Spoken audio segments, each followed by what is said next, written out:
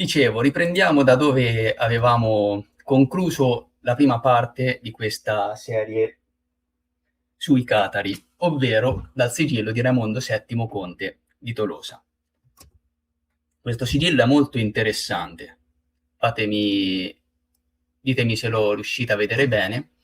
Abbiamo noi due versioni del sigillo di Raimondo VII Conte di Tolosa. Una è questa, ricordiamo che Raimondo VII Conte di Tolosa, come molte delle famiglie occitane o la maggior parte delle famiglie occitane presenti nel sud della Francia, erano di religione, scusate, cristiana.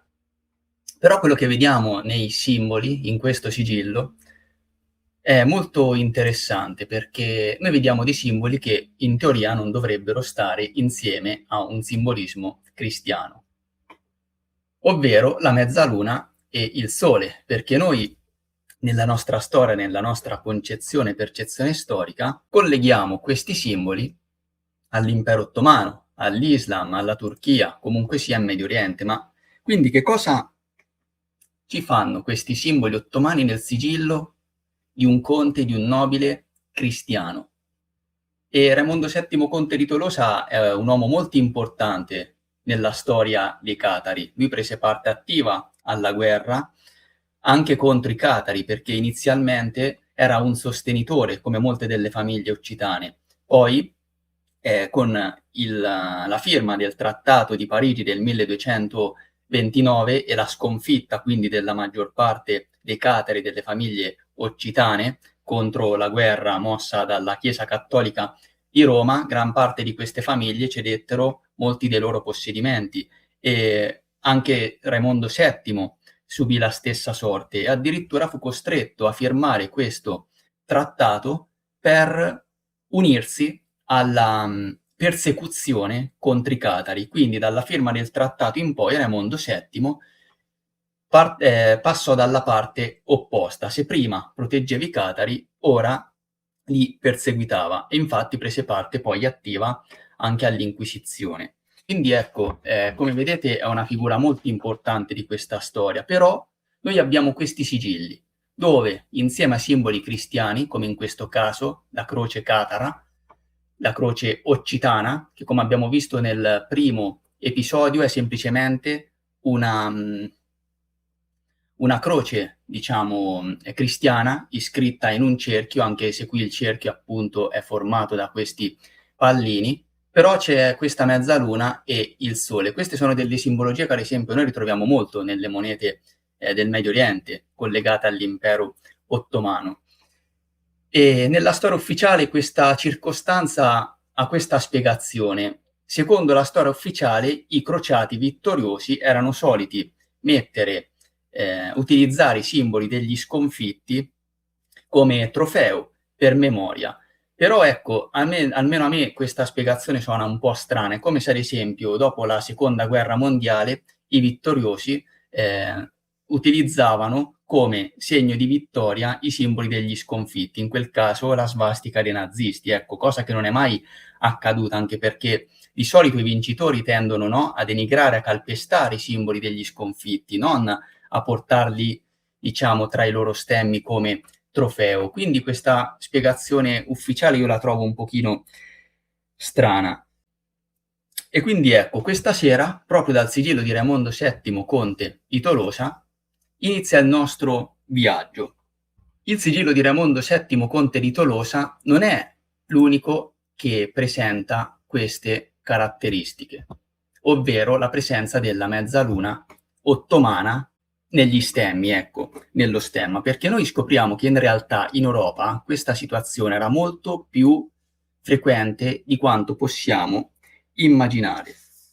C'era la mezzaluna raffigurata con la stella, senza la stella, addirittura con la croce cristiana.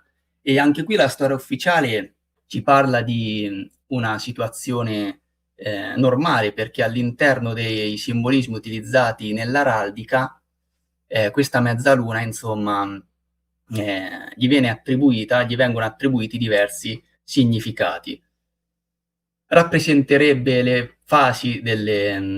differenti fasi delle fasi lunari, e addirittura potrebbe essere collegata un po' ai figli maschi all'interno delle famiglie nobiliari inglesi. Insomma, vengono dati tantissimi significati. Quello accennato prima, ovvero che i vittoriosi tendevano a utilizzare i simboli degli sconfitti come stemmi, come trofei appunto di guerra, ecco.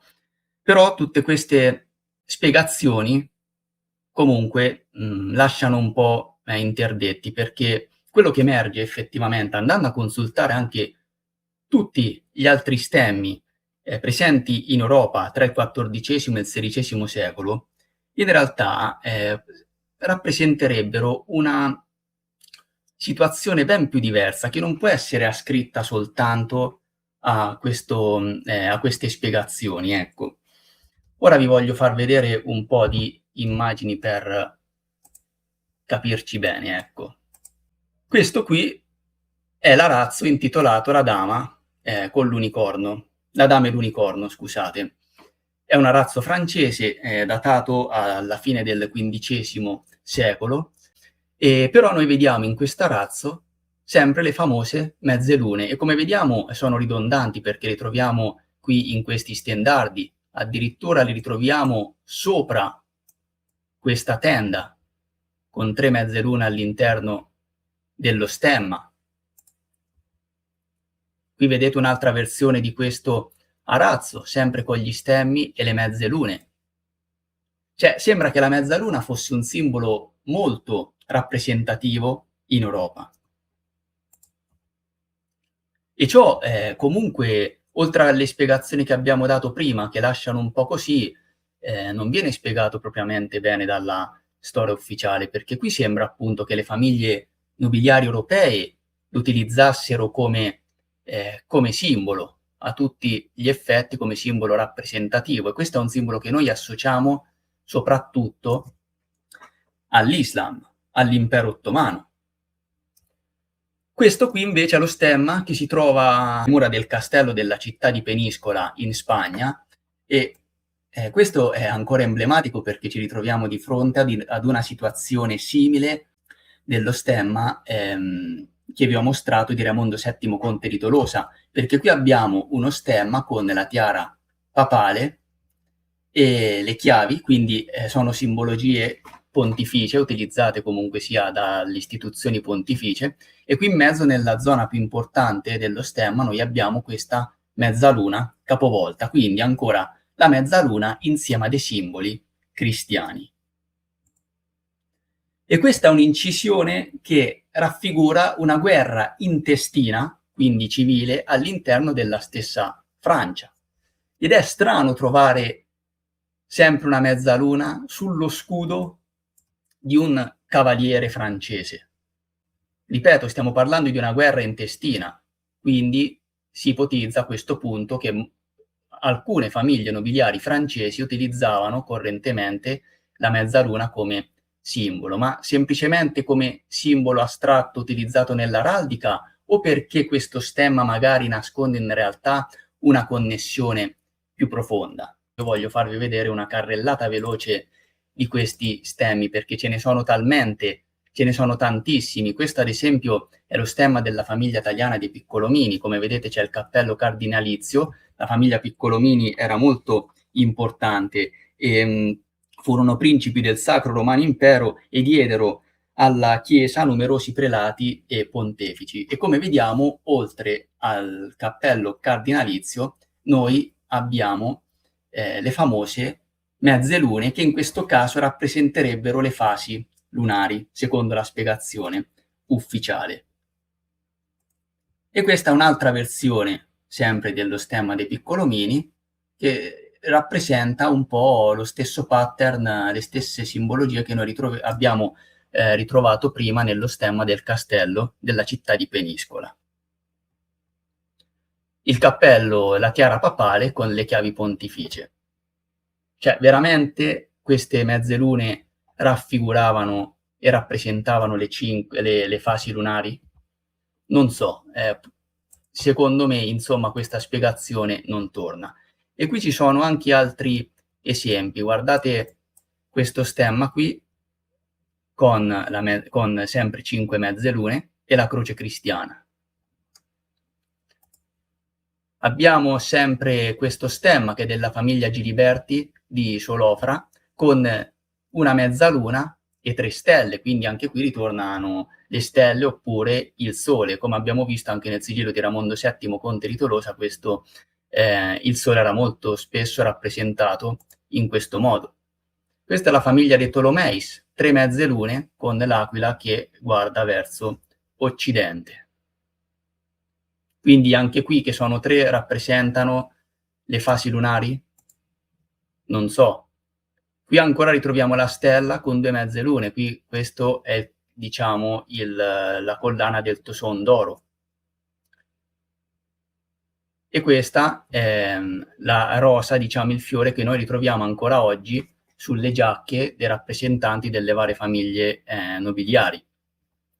Ancora in questo caso 3 mezze lune su uno stemma europeo, e qui la ritroviamo addirittura sopra l'elmo, e noteremo che questa raffigurazione è molto presente all'interno dell'araldica militare. Infatti vediamo anche qui poi che la mezzaluna in questo caso è rappresentata a mo' di corna. Quindi la mezzaluna era rappresentata anche in questo modo, non soltanto come una mezzaluna in sé. Questo invece è lo stemma della famiglia Poderico, la mezzaluna, e ricordatevi questi colori, giallo e rosso, perché ritorneranno molto frequenti questa sera. Questo invece è lo stemma della famiglia rutena, quindi russa, degli Ostrogoschi, e questi simboli sono molto interessanti. La mezzaluna con la stella, e qui ritroviamo una sorta di croce. Questa sempre della famiglia Poderico, come vedete mezzaluna e strisce gialle e rosse. Questi li passeremo velocemente. Questi sono sempre una carrellata dei stemmi militari, dove la mezzaluna è raffigurata a mo' di corna, anche qui, e poi lo ritroviamo qui sotto, 3 mezze lune.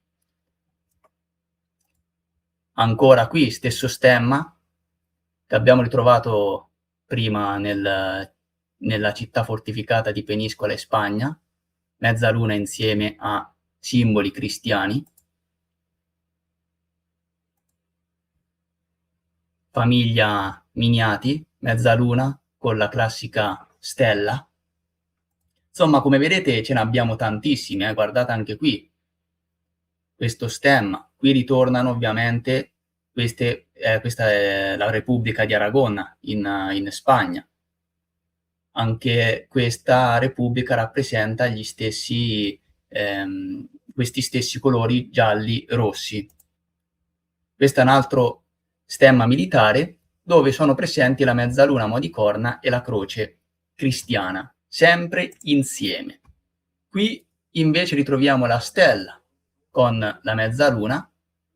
La stella era una rappresentazione diciamo differente sempre della croce. Quindi quando troviamo la stella, noi sappiamo che questa stella raffigura in un modo differente, come nel sigillo di Raimondo VII conte di Tolosa veniva raffigurata la croce e la stella come un fiore, noi la ritroviamo sempre accanto alla mezzaluna. Infatti poi nell'Islam la mezzaluna e la stella diventeranno i simboli principali. Guardate qui ce ne sono tantissimi di stemmi con le mezze lune.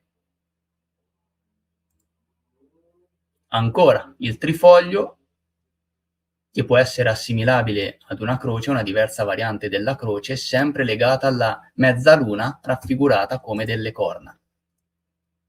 Famiglia Tani, sempre mezzaluna con i gigli. Anche i gigli in teoria potrebbero essere delle varianti differenti sempre della stessa croce. Qui la mezzaluna è raffigurata come delle corna, simili a quelle dei vichinghi, insomma.